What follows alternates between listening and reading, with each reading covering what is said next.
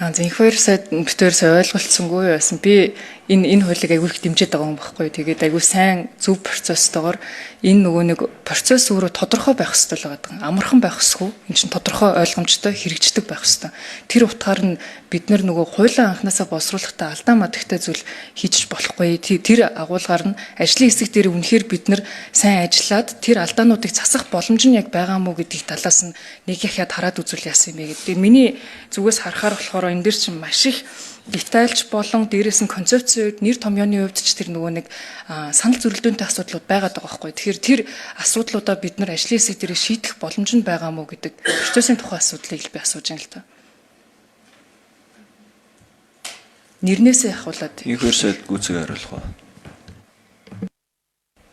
За шинжсэн хариулгын хувьд бол хууль тогтоомжийн хууль заасны дагуу улсын их хурлын гишүүд хуулийн нэрийг гарчиг нас эхлүүлээд бүх зүйл дээр санал гаргаж